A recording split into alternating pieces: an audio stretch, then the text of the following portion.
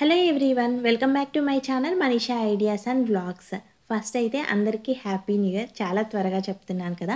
మీరు new year ఎలా celebrate చేసుకున్నారు అనేది నాతో షేర్ చేసుకోవాలి అనుకుంటే నాకు కామెంట్లో మెన్షన్ చేయండి. ఇంతకు ముందు వరకు ఏ అకేషన్కైనా త్వరగా నిద్రలేచి రెడీ అవ్వు అని చెప్పేది అమ్మ. ఇప్పుడు మాత్రం ఫస్ట్ కన్నయ్యని రెడీ చెయ్యి, ఆ తర్వాత నువ్వు రెడీ అవ్వు అని చెప్తుంది. ఇంకా న్యూ ఇయర్ రోజు అయితే ఫస్ట్ బాబుకి స్నానం చేపించేసాం. ఇంకా ఫొటోస్ తీద్దాము అనుకునేసరికి నిద్రపోయాడు. ఇంకా చిన్నపిల్లలంటే ఏదైనా మనం చేయాలి అనుకుంటే ఖచ్చితంగా వాళ్ళు నిద్రపోతారు. ఇంకా నిద్ర లేచేలోపు ఇలా డెకరేట్ చేద్దామని అయితే స్టార్ట్ చేశాను. నేనైతే వైట్ బ్యాక్ డ్రాప్ తీసుకున్నాను కదా, ఇప్పుడైతే వాడికి కొంచెం వైట్ కాంబినేషన్లో డ్రెస్ వేశాను.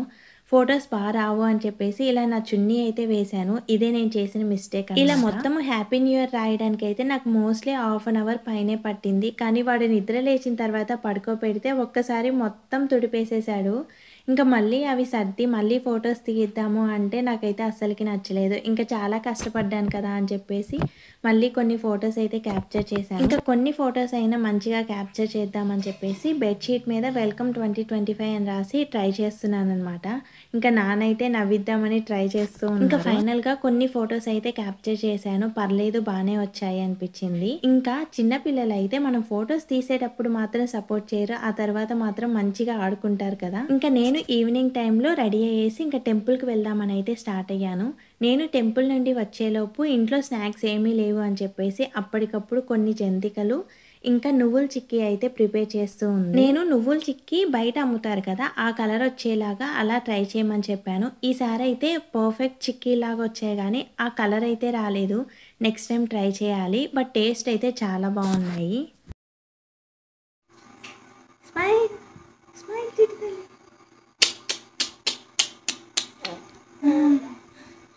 ఈ డ్రెస్ అయితే చాలా బాగా సెట్ అయిందనమాట. ఫొటోస్ అయితే చాలా బాగా వచ్చాయి. అలాగే చాలా క్యూట్గా ఉన్నాడు కదా.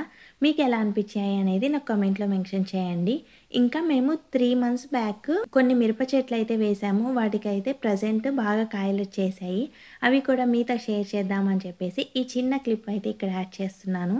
ఆల్మోస్ట్ 3 months అయి ఉంటుంది మేము ఈ మొక్కలు వేసి అయితే. ఈ మిరపకాయలు సన్నగా ఉన్నాయి కదా, సన్నగా ఉండే మిరపకాయలు కొంచెం కారం ఎక్కువగా ఉంటాయంట. మనం కర్రీస్లో యూజ్ చేసేటప్పుడు కూడా కొన్ని వేసుకుంటే మంచిది. ఇవి మొత్తం అయితే మేము కోయట్లేదు, ఏ రోజుకి ఆ రోజు అయితే మాకు ఎన్ని కావాల్సి ఉంటే అన్ని కోసుకుంటాం. ఇంకా న్యూ ఇయర్ రోజు అయితే చాలా పెద్ద ముగ్గు వేద్దాం అనుకున్నాను, కానీ చిన్న ముగ్గు వేశాను. అది కూడా నాకు అంతగా నచ్చలేదు, అందుకే లాస్ట్లో యాడ్ చేస్తున్నాను. అంతే. వీడియో నచ్చితే లైక్ చేయండి, మన ఛానల్ని సబ్స్క్రైబ్ చేసేసుకోండి. Thank you for watching.